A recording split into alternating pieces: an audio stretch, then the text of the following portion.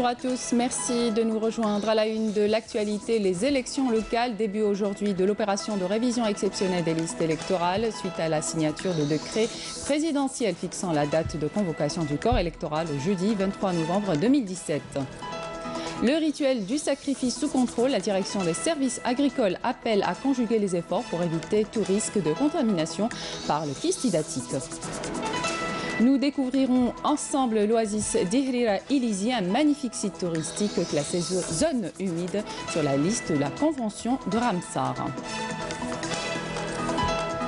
Bienvenue à tous. Élections locales début aujourd'hui de l'opération de révision exceptionnelle des listes électorales. Les bureaux chargés des élections au niveau des communes sont ouverts tous les jours de la semaine de 9h à 16h30 à l'exception du vendredi. À cet effet, le ministère de l'Intérieur appelle tous les citoyens et citoyennes non inscrits sur les listes électorales âgés de 18 ans révolues le 23 novembre 2017 et ce jusqu'au 13 septembre prochain à demander leur inscription sur la liste électorale de leur commune de résidence munie de deux documents, l'un justifiant l'identité et l'autre justifiant la résidence. Les électrices et électeurs ayant changé de résidence doivent se rapprocher de leur nouvelle commune de résidence qui prendra en charge la procédure de radiation d'inscription. Le manuel scolaire, le casse-tête des parents à chaque rentrée scolaire, mais pas pour cette année. En plus des centres de distribution relevant de l'Office national des publications scolaires, vous pouvez les retrouver dans des librairies agréées par l'Office, comme est le cas dans la wilaya de Béchar. Somaïa Zerouali. 65 millions de publications scolaires dans 30 nouveaux manuels et 6 cahiers d'exercice seront mis à la disposition des élèves par l'Office national des publications scolaires au niveau du deuxième palier des cycles primaires et moyens à la prochaine rentrée scolaire et ce avant le 31 du mois en cours.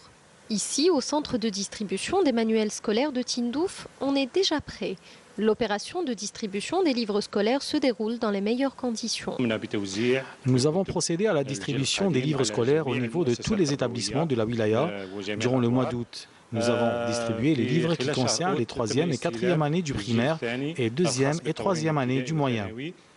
Et pour une meilleure disponibilité des publications scolaires, cette librairie de Tindouf a bénéficié d'un agrément spécial lui permettant de vendre ses manuels scolaires au prix initialement fixé par le ministère de l'Éducation nationale. Nous avons signé un accord avec l'Office national des publications scolaires depuis l'année passée. Les parents sont contents, surtout que les prix sont fixés par l'Office.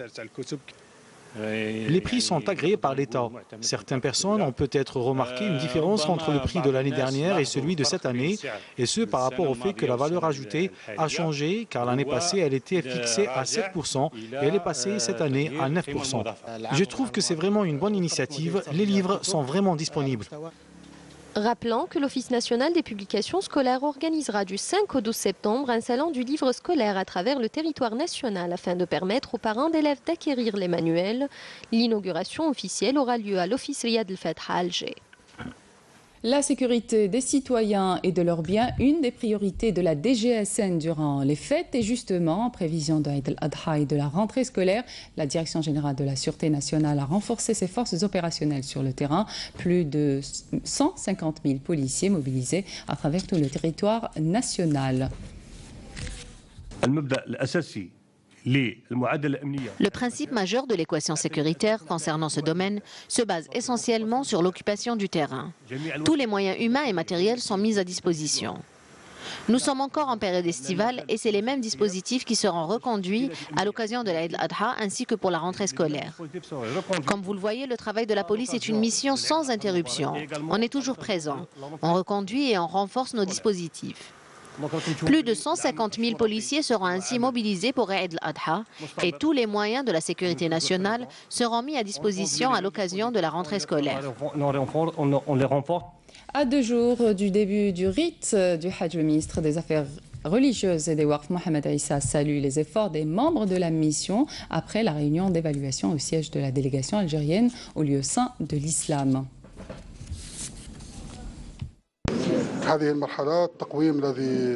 Après cette réunion, je peux dire que le bilan est positif jusqu'à présent. Aucune mauvaise surprise n'a été enregistrée. Nos hadjis sont tous hébergés comme prévu, avec un accompagnement religieux et sanitaire, suite à quoi j'ai félicité notre délégation.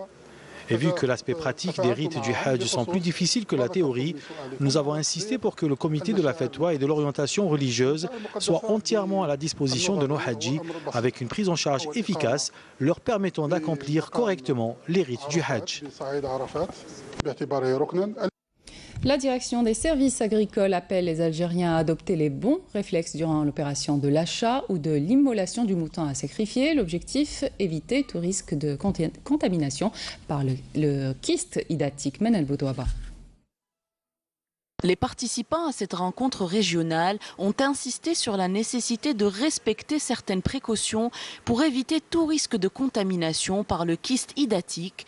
Cette maladie parasitaire contagieuse caractérisée par le développement chez l'homme, le plus souvent au niveau du foie ou du poumon, de la forme larvaire d'un ver appelé communément ténia.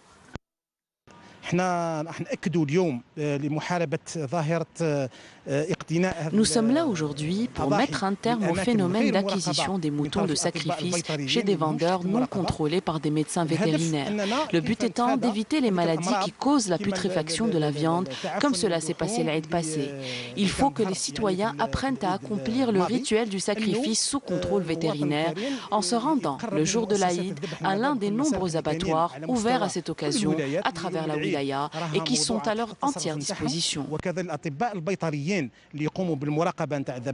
Nous avons sensibilisé les gens et donné des directives pour que l'Aïd 2017 soit un Aïd sans kyste. Les participants ont appelé les citoyens à impliquer les vétérinaires, que ce soit lors de l'achat ou de l'immolation du mouton. L'accent a été mis sur la nécessité d'examiner avec précaution le foie et les poumons et autres viscères de la bête sacrifiée à la recherche des kystes ou vésicules sous forme de boules d'eau. Moi, j'ai une méthode simple pour détecter le kyste. Je gonfle le foie. Une fois la peau tendue, on peut voir s'il y a un problème ou pas. Si on trouve des kystes, il faut jeter les abats. On a attendu jusqu'à aujourd'hui pour acheter car on voulait que nos moutons soient contrôlés pour éviter de dépenser 50 000 dinars pour un mouton qu'on devra jeter par la suite. Si les citoyens ont le moindre doute sur la contamination de leurs moutons, ils peuvent appeler les associations pour les orienter ou contacter la direction de l'agriculture ou les vétérinaires activant dans leur commune. Il est recommandé de ne jamais abandonner dans la nature les abats et les autres viscères infectés et d'éviter de les donner aux chiens. Pour rappel, en 2016, 293 bêtes ont été saisies à Constantine pour cause de présence de kyste hydrique, contre 424 pour l'année 2015. La wilaya a enregistré l'année dernière 11 cas de hydatidose humaine. Le ministre des Transports et des Travaux publics était en visite d'inspection dans plusieurs chantiers de la wilaya de Tissem Silt. Abdelghani Zalen a insisté sur le respect des délais des projets routiers, mais aussi de la ligne ferroviaire Tissem Silt Bourzoul. Abdelhalim Yaïch. La ligne ferroviaire reliant Tissem Silt à Bourzoul sur 131 km sera livrée d'ici la fin de l'année. C'est ce qu'a affirmé le ministre des Transports et des Travaux publics Abdelghani Zalen au cours d'une visite d'inspection et de travail dans la wilaya de Tissem Silt. Le projet dans sa globalité comprend la gare, les ouvrages d'art et la ligne elle-même. La Société nationale de transport ferroviaire devant acquérir le matériel roulant pendant que la ligne est réalisée. La SNTF est en phase d'acquisition des trains pour qu'au moment où nous recevons la ligne, on ne soit pas en train de penser à acheter les trains, etc. Tout doit aller en parallèle. Le ministre des Transports et des Travaux publics, qui a inspecté les projets d'échangeurs routiers et d'ouvrages d'art, a également insisté sur le respect des délais de livraison ainsi que sur les particularités qui caractérisent la wilaya de Tissem Silt. La wilaya de Tissem Silt est une wilaya montagneuse. Elle a bénéficié dans le cadre du programme du président de la République de 1400 milliards de centimes. Elle dispose de 480 km de nouvelles routes et 90 km de routes modernisées. Si nous considérons la wilaya dans sa globalité comme un seul corps, les routes nationales et les axes principaux sont prêts. Restent les chemins de wilaya qui nécessitent une opération de maintenance, surtout quand on considère que la wilaya est à vocation agro-pastorale et dont l'économie repose sur les activités agricoles et les transports routiers. Le ministre des Transports et des Travaux publics a par ailleurs procédé à l'inauguration de la nouvelle gare routière de la wilaya de Tissem Silt qui dispose de toutes les commodités nécessaires. Il a insisté sur l'importance d'achever les projets en cours dans les délais impartis pour l'amélioration de la prestation de service. Nous allons maintenant dans la localité d'Ihrir, à 200 km de Borj El Hawes, à Ilizi, là-bas un paradis sur terre s'offre à nous, un fabuleux site touristique classé zone humide sur la liste de la Convention de Ramsar. Nesrine Ben Saïdi. Située à 240 km au sud d'Ilizi, la zone humide d'Ihrir est considérée comme l'une des plus importantes. Elle compte plus de 200 lacs inscrits en 2001 sur la liste de la Convention internationale de Ramsar des zones humides. Cet espace dispose d'une richesse végétale de plus de 50 hectares. La zone humide d'Ihrir fait partie des plus importantes zones du sud du pays. Inscrite sur la liste de la Convention internationale de Ramsar, les autorités locales doivent lui accorder plus d'importance. Il y a beaucoup de touristes qui viennent visiter cet endroit. On leur explique le rôle important que joue le site d'Ihrir dans l'équilibre de la nature. Ils viennent aussi pour se baigner. Plusieurs projets et opérations de nettoiement sont prévus afin de préserver cet endroit et de booster le secteur du tourisme dans la région. Parmi les nombreux projets, nous comptons l'aménagement du circuit touristique de l'oasis d'Ihrir que nous avons divisé en 3 postes pour accueillir les touristes, organiser les excursions et le paiement des honoraires de la visite. Il dispose aussi de plusieurs points de vente et de restauration. Afin de préserver cet espace, les autorités locales ont délocalisé les habitants de cette oasis vers la commune de Borj El Hawes. Ce site ne peut pas supporter autant d'habitants. Il y a beaucoup de constructions aux alentours. Il faut savoir que la région a beaucoup évolué. Ajoutez à cela l'explosion démographique. Nous avons fait comprendre aux habitants de la région que leur délocalisation est une bonne chose afin de préserver cet endroit. Ils ont tous répondu favorablement. Cette démarche vise à la préservation et à la bonne gestion de cet espace naturel qui attire un grand nombre de touristes qui viennent contempler la beauté des chaînes montagneuses en parfaite harmonie avec les palmeraies verdoyantes. Au plan sécuritaire, à Adrar, un détachement de l'armée nationale populaire a découvert ce matin une cache d'armes et de munitions contenant une mitrailleuse 14,5 mm avec base un lance-roquettes de type RPG-7, 3 pistolets mitrailleurs de type Kalachnikov et 4 roquettes AC, ainsi qu'une énorme quantité de munitions de différents calibres estimés à 66 573 balles. Dans le cadre de la lutte antiterroriste et suite à une opération de fouille et de ratissage, un détachement de l'armée nationale populaire a découvert et détruit hier 5 casmettes et 3 bombes de confection artisanale à Béjaïa. Dans le cadre de la lutte contre la contrebande et la criminalité organisée, des détachements de l'ANP ont intercepté à Tamanrasset et In-Gezem 12 contrebandiers et saisi 3 véhicules tout-terrain et divers outils d'orpaillage. D'autre part, des éléments de la gendarmerie nationale ont arrêté à Oran un contrebandier à bord d'un camion. À Tlemcen, Mascara et Naama, des éléments de la gendarmerie nationale et des gardes frontières ont arrêté 40 immigrants clandestins de différentes nationalités. À l'étranger, le Conseil de sécurité de l'ONU condamne fermement et de manière unanime le tir par la Corée du Nord d'un missile balistique ayant survolé le Japon. À l'issue de cette session convoquée hier en urgence à la demande des États-Unis et du Japon, l'ambassadeur japonais auprès des Nations Unies a laissé entendre qu'une nouvelle résolution prévoyant des sanctions pourrait suivre cette déclaration.